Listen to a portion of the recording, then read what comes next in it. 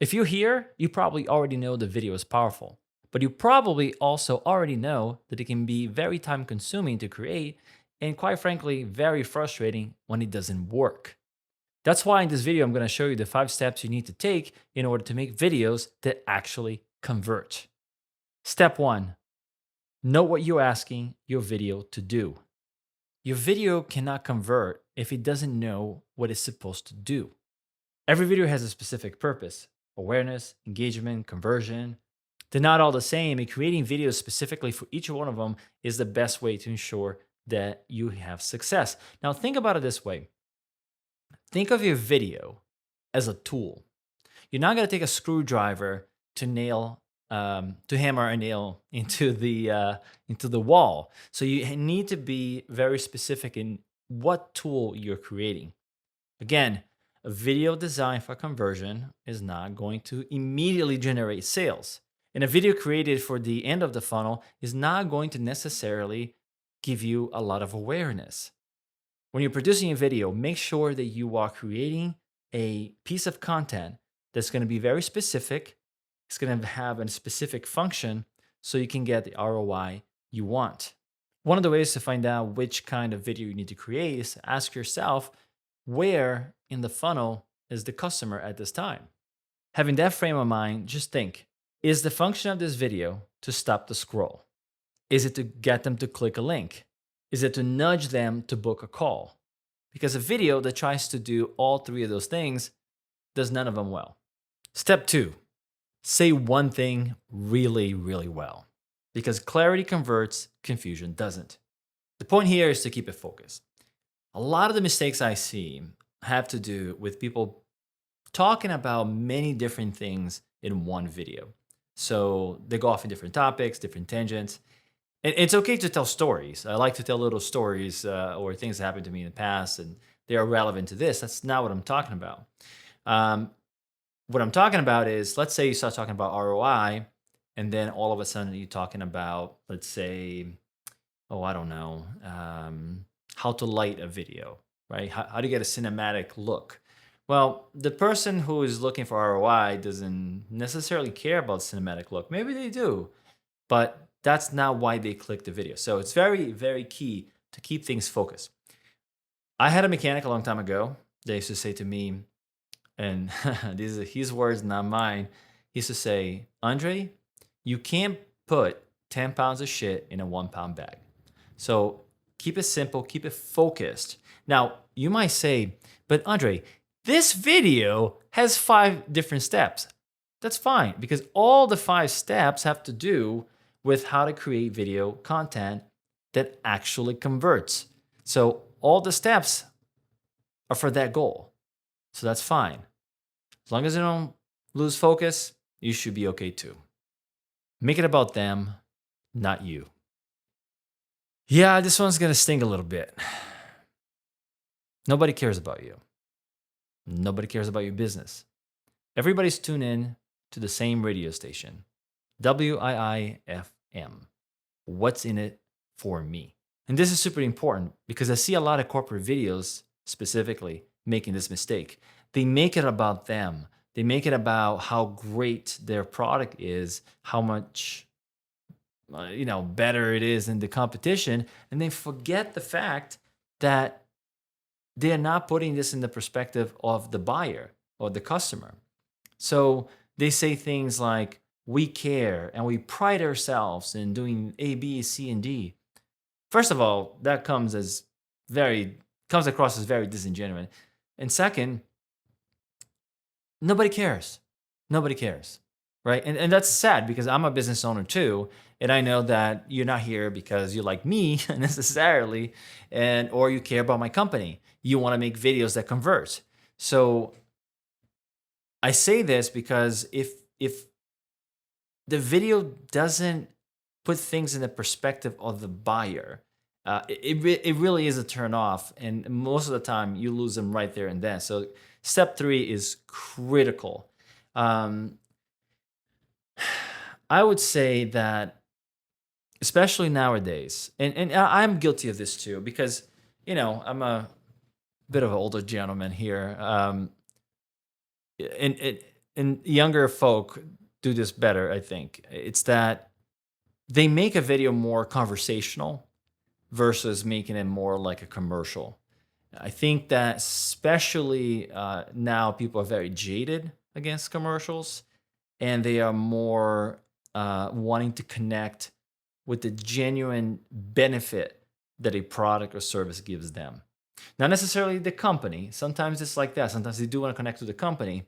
And you can, by the way, I just make this little point. You can, by the way, make them care about you and the company. But at first, when they never heard from you before, they don't care. Okay. If you turn somebody with good video marketing, you can turn people into fans. You really can. And but that takes time. That's not something that happens overnight. At first, you got to give them what they want. At first, it's what's in it for them. At first, is how does your product solves their problem, and that's something that you absolutely have to focus on. The call to action has to be obvious. Look, I'm guilty of this sometimes, but you have to have a strong call to action in your video. I'm guilty because sometimes I don't think it needs it. I know, and from my job is to create video marketing that converts, and I am guilty of this myself because sometimes I feel that well everybody already knows that you should like and subscribe and share this with your friends. Why do I have to say it? And sometimes it almost feels like it's I don't know. That's my own thing. Sometimes it feels like it's cheap, but it isn't. And people really need to be told what to do. Um, a long time ago, we had this campaign that we created for an old fitness business that I used to own. And we, back then, video was not, wheelhouse. This is going back 20 years almost. And we created different marketing um, things. There used to be posters and things like that at the gym that actually gave people instructions on how to book a session. And that was, subliminal because we would say, basically we created a sense of entitlement. You're entitled for a free personal training session when you come because you sign up for the gym, and this is how you redeem it. So, because the steps were there and we were literally telling people how to do it, our conversion was a lot greater as opposed to saying, hey, if you need a trainer, call this number. It wasn't like that. It was like, you're entitled to a personal training session. Make sure you redeem your session. This is the steps you need to follow. And that converted way better. So that was a creative way to have this very, obvious call to action that was camouflaged as instructions. So you can be creative on how to create your call to action, but make sure you do it though. Call to actions can be things like, watch the next video or download a guide. Not everything is buy now. It depends on where the customer is in the sales cycle, right? In the customer journey. You're not always going to say, buy now. Sometimes buy now doesn't work, especially if it's like a high ticket item or if people don't know who you are. You really have to get, a bunch of videos that create awareness before you get to that point. But even those videos that create awareness could have call to action, right? Call to action can be on videos designed for awareness. It's just awareness can be make sure you watch the next video. Like I said before, download a free PDF on how to set up lighting for your next solo video production. There are a lot of different call to actions. You just have to make sure that it is very clear, or it can be covert. That's fine, but it's clear of the next steps the viewer has to take. Step 5, you're not gonna get it right the first time, and that's okay. That's okay. The best marketers in the world know that they have to constantly tweak their thumbnails. They have to always mess around with the length of a video. They have to have different call to actions, even for different locations and different demographics. So there's a lot here. I think one of the things that frustrate businesses a lot is that they think they're gonna have one video. They're gonna make one video. And that video, first of all, is gonna be used for the next 10 years. And that one video is going to do a lot of stuff. Um, and if it doesn't work, all video is broken, the internet's broken, it doesn't work, let's start doing postcards again, like it was 1992. I would say that video marketing is the science of testing a very well created, educated guess and immediately getting the feedback from that test, right? That's where the science really is.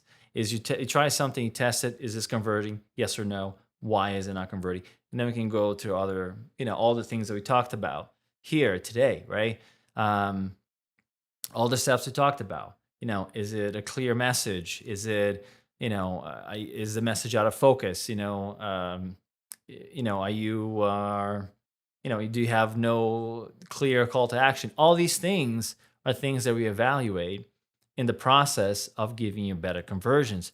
But it's not a one video solution, right? If the goal is long-term market domination, if the goal is increased sales, it's not a one video solution, right? Like I think I mentioned in this video already, different videos do different things. So, if you're going to take somebody who never heard from you before and transform them into regular clients and eventually fans, that's not a one video strategy, right? There's no company that has been able to do this in the history of marketing.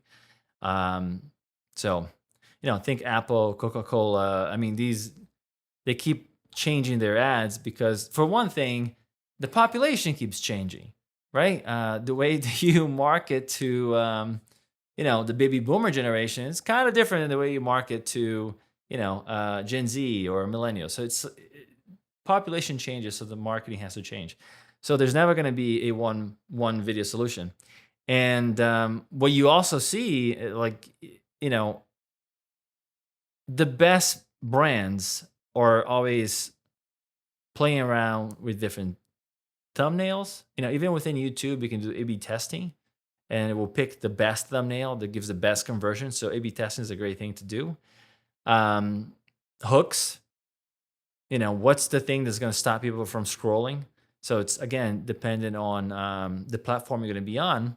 But some hooks work better than others. And creating hooks is almost an art form, in a way. Actually, in a very real way. And even the other thing, too, is the different lengths of video. This is YouTube, so it's a little bit longer. If this was an Instagram, people have clicked off or scroll past this a long time ago. And so it depends on that too. Platform has a big say on that iteration process. You test different for different platforms. And that gives you a different ROI. And speaking of ROI, did you know that there are two types of ROI? If you want to learn more about that, here's a great call to action for you. Watch this video next.